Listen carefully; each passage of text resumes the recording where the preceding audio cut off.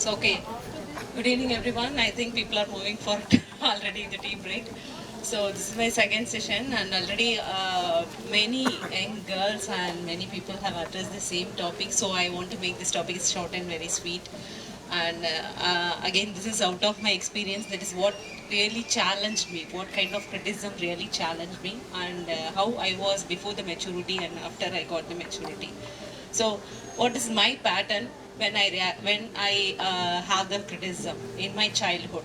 So, the first criticism I had during my +1, that is 11th standard.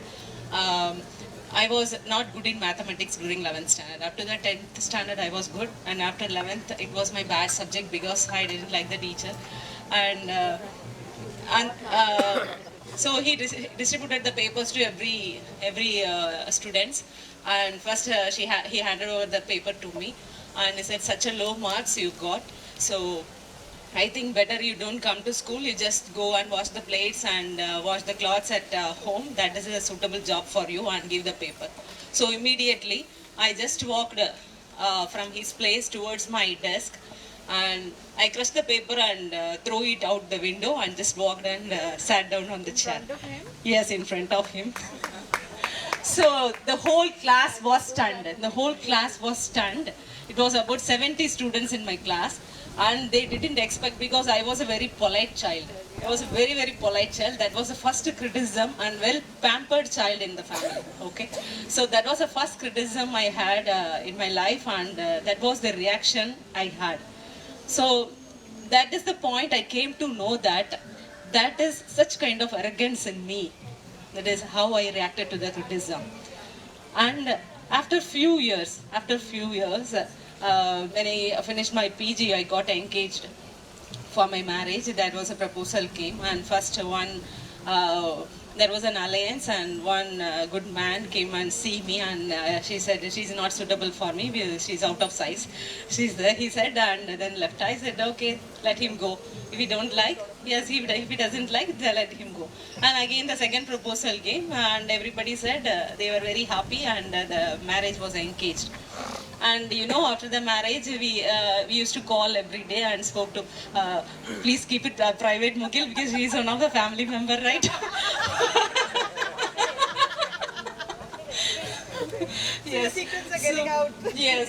So we got engaged, and every day we had a very nice talk for 2 to 3 hours. He was in Chennai, I was at my small town in Sivagasi, so every day we had to talk a lot. And my mother-in-law used to call me every day, what he talked with you. That is, she was cross-verifying me every day. I know how to share her the small information, one and two. And one fine day, she realized that, okay, he got so much attached, you are speaking for hours. Then she said, you know one thing, this is a secret I'm saying to you. Actually, he didn't like you. He just rejected you, but out of all our pressure, he just accepted you. Then came my anger, then my horn and everything. Then just I ran to my father and mother and said, what is the thing you have done for me? A man who rejected me for my appearance, you just got engaged. What is that? They got very sad. Who told all these things to you? I said, my mother-in-law. They got every thing on their shoulders. So that was the biggest challenge, because in the smaller town like this, in this community, we are living in a very orthodox community, you can't say easily no to a person. And also I realized he is so much nice to me. At the same time, he didn't disclose that. So I realized he is such a gentleman.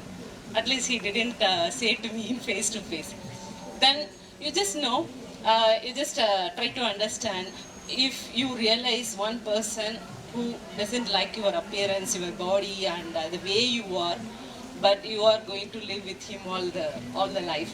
Okay, every time he used to say like, you should not dress like this, your hairstyle should not be like this. Every time I faced the criticism, and it was a challenge. And the one point I realized was, he has such a beautiful heart. Even though he has a criticism, I realized he had some story behind that, some stories. Somehow he always imagined that he should have a well-fitted hourglass lady for him. So there is a story behind that. So that was the first breakthrough in my life. I realized that every man has a story behind. Every human has a story behind. It's not the person. It's just their opinion. So that is the one point I realized that people and behavior are different. So that is the point I started to love my husband more and more. And I just ignore whatever the behavior is, whatever the criticism is. So that is the one great realization came into my life that turned my life into a very lovable one, lovable, happy married life I had. And still he is supporting, he's the backbone of my life, he's supporting, he's such a gentleman, he's just giving all the freedom to me to move around and to talk with any person and anything. So he's just such a great man. So that is the first realization. And the second one is, when I entered into my career, I used to meet lot of people to have a business contract or something. So one person told me, you have very good background.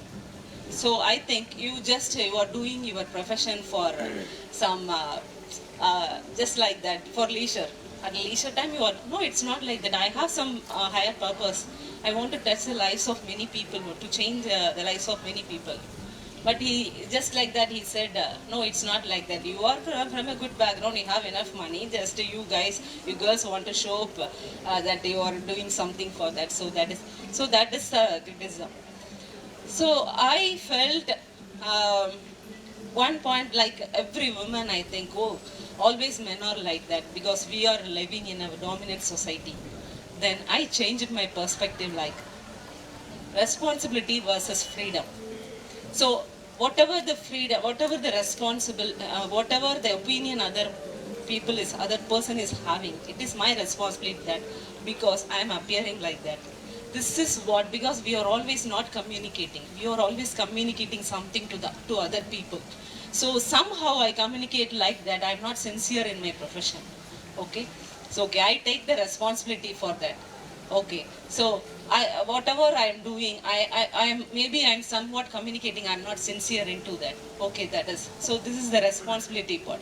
And also I used to think like there is always freedom. Give freedom to everyone to express their opinion.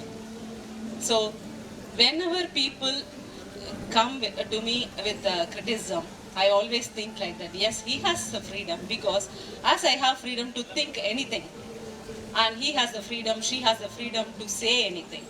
So whoever it is, just I give freedom to everyone to say and think and everything. And just it's my freedom and responsibility to take whatever I really need. So these are all the learnings which gave me such kind of maturity to handle the criticism. And just I finished it with a small story. And there was a hermit. He was taking bath in a small pond. At the time, a scorpio fell from a tree, and it was biting him. And he was in a meditation inside the water, and just he allowed the scorpio to bite him continuously. At the time, a passerby came there, and he asked a question, what is that? Are you mad or what? Okay, you are a hermit, but you are just allowing the scorpion to bite you continuously. Then he said, it is the nature of the scorpio. It is the nature of me. So that was the realization happened in me, that everybody has some uniqueness. Everybody has some freedom. So only myself I want to take is my responsibility to face anything in my life. Thank you.